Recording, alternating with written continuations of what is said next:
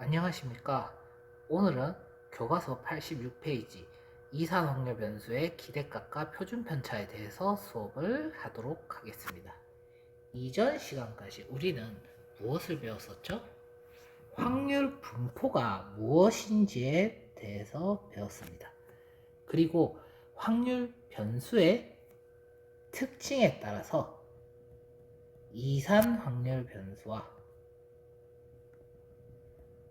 연속 확률 변수가 있다고 했습니다.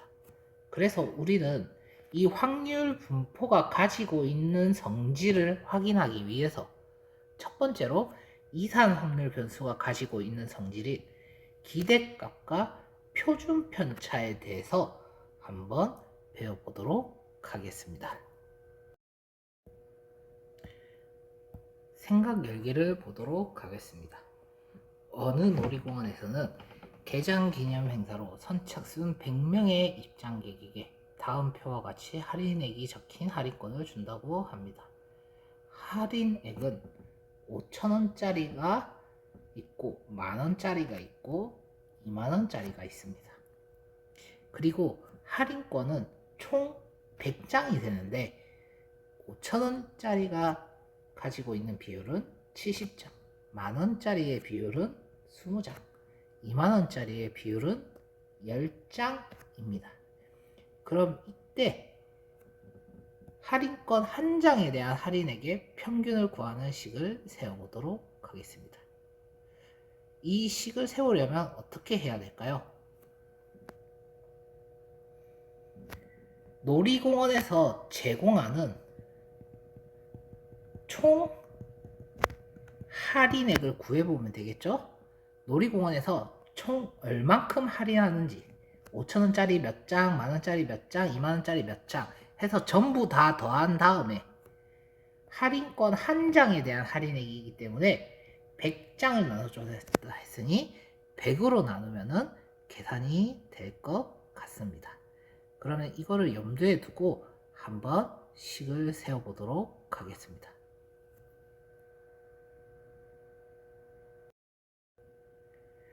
방금 말했던 100분의 총 할인액을 수식으로 쓰면 아래와 같이 나오겠죠? 분모는 100장 중에 5,000원권이 70장, 만원권이 20장, 2만원권이 100장 이렇게 계산을 하면은 총 7,500원이 됨을 알 수 있습니다. 그러면 이번에는 이 식을 살짝 변형을 해보도록 하겠습니다. 항을 3개의 항으로 나눌 수가 있겠죠. 이렇게 나누면은 어떻게 되죠? 아래와 같은 식이 나옵니다. 5,000 곱하기 100분의 70, 만원 곱하기 100분의 20, 2만 곱하기 100분의 20. 왜 이렇게 나눴냐면은 여기에 대해서 여러분이 한 가지의 식을 유추할 수 있기 때문입니다. 즉, 이 식은 5,000원짜리의 비율이 100분의 70개가 있다. 만원짜리의 비율이 100분의 20개가 있다. 2만원짜리의 비율이 100분의 10개가 있다. 라고 할 수 있겠죠. 즉, 100분의 70, 100분의 20, 100분의 10은 또 무엇을 말한다?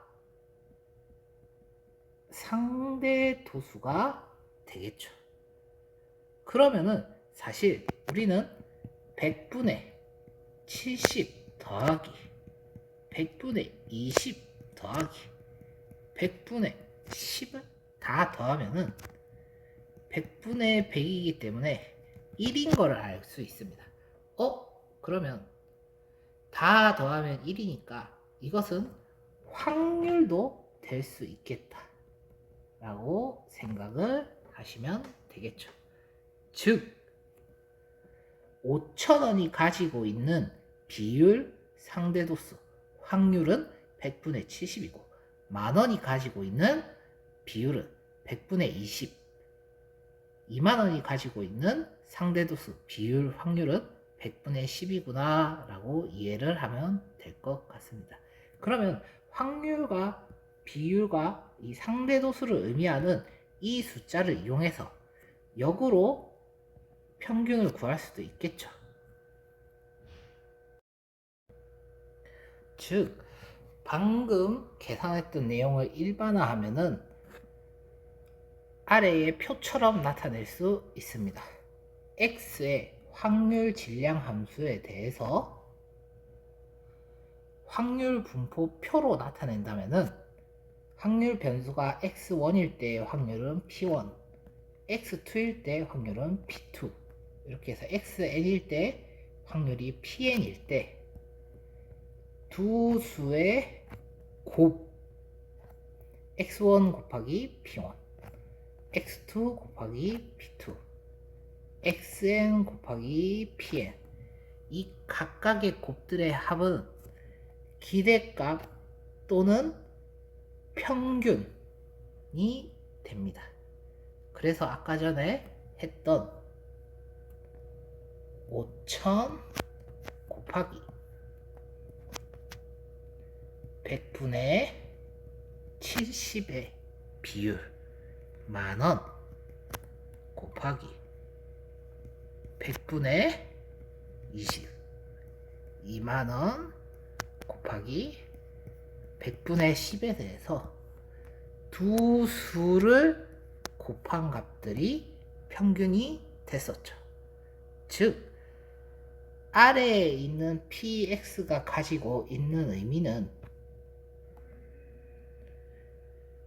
100개 중에 70개의 비율을 의미하는 상대 도수를 의미할 수도 있고 전체의 합이 1이기 때문에 확률의 개념을 이해할 수도 있겠죠.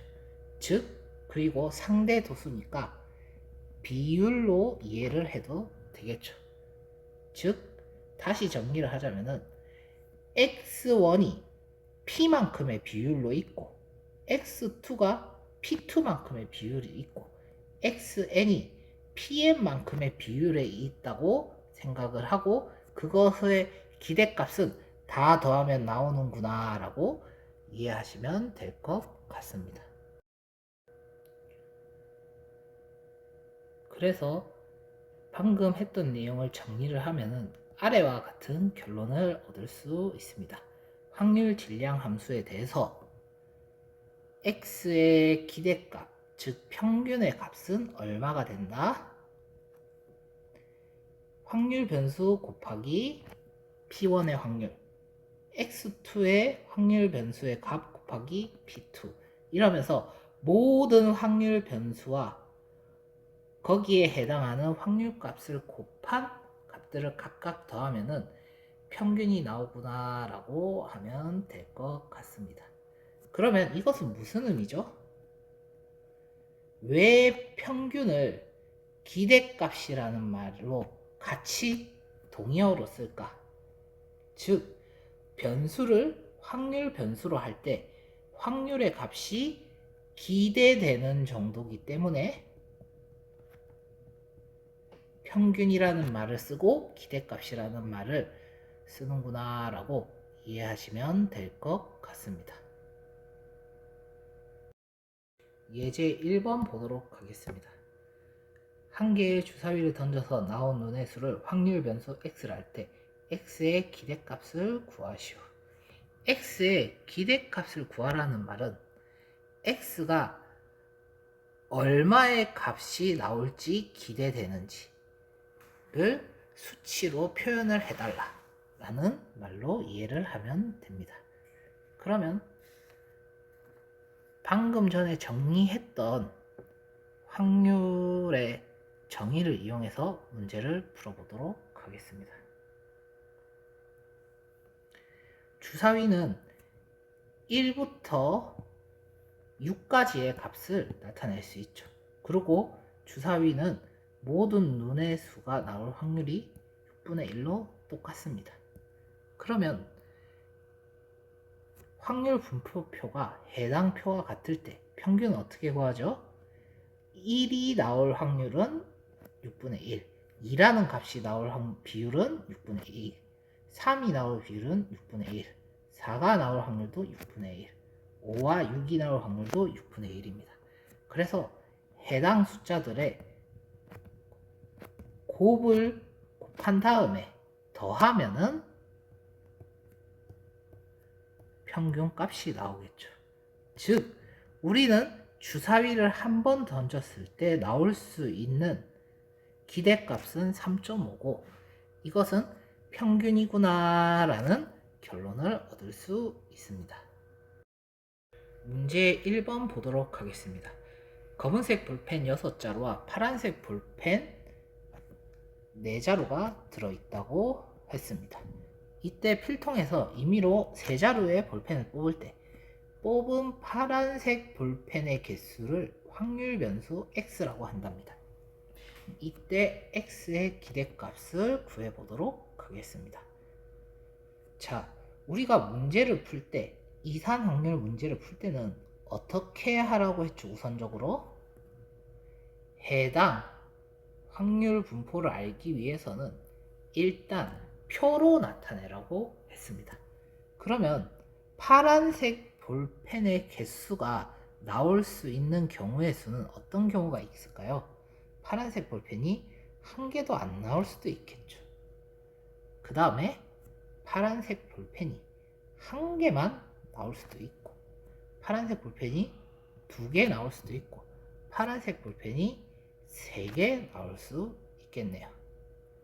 그러면은 각각의 확률 변수에 대한 확률을 한번 알아보도록 하겠습니다. 자, 확률은 어떻게 구하죠? 전체의 경우수 중에 부분의 경우수를 구하면 되겠죠. 임의로 3자루의 볼펜을 뽑는다고 했으니 10자루 중에 3자루가 되겠네요. 그죠? 그래서 계산을 해보면은 파란색 볼펜이 0개 나올 확률은 어떻게 되죠? 검은색 볼펜은 한 자루도 안 나오고 검은색 볼펜만 3자루가 나오는 경우가 되겠죠. 그러면 6, 3이 되겠네요. 그죠? 그 다음에 파란색 볼펜이 한 개가 나오려면 어떻게 해야 되죠? 4개 중에 파란색 볼펜 하나랑 검은색 볼펜 6개 중에 검은색 볼펜이 2개가 되면 되겠네요. 그 다음에 x가 2일 확률은 어떻게 되죠? 파란색 볼펜이 2개가 나올 확률 곱하기 검은색 볼펜이 1개가 나올 확률이 되겠네요. 그리고 확률 변수 x가 3일 때 확률은 어떻게 될까요? 파란색 볼펜이 3개가 다 나와야 되니까 4개 중에 3개를 뽑았구나 라고 이해를 하시면 되겠죠. 그래서 이 각각의 경우를 계산을 해보면은 확률 분포 표가 나오게 됩니다. 그래서 각각의 확률 분포표를 계산을 하면은 어떤 값이 나오냐면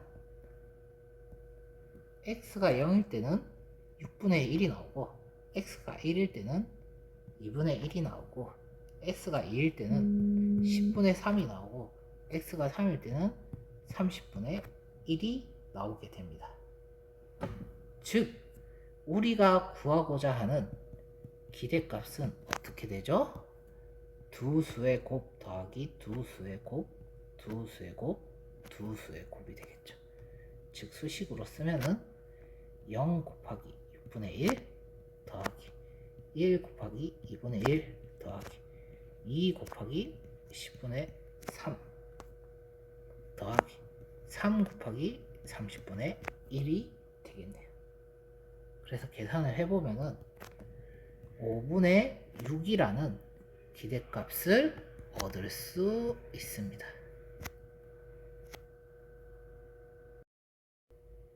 네, 이번 시간에 우리는 이산 확률 변수의 기대값이 무엇인지 배웠습니다.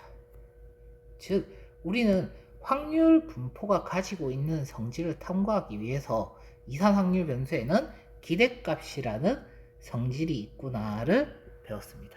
다음 시간에는 이거 말고, 기대값 말고 또 다른 성질은 무엇이 있을지에 대해서 배우도록 하겠습니다.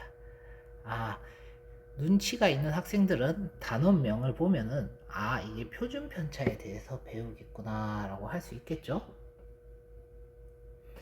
그러면 다음 시간에 뵙겠습니다.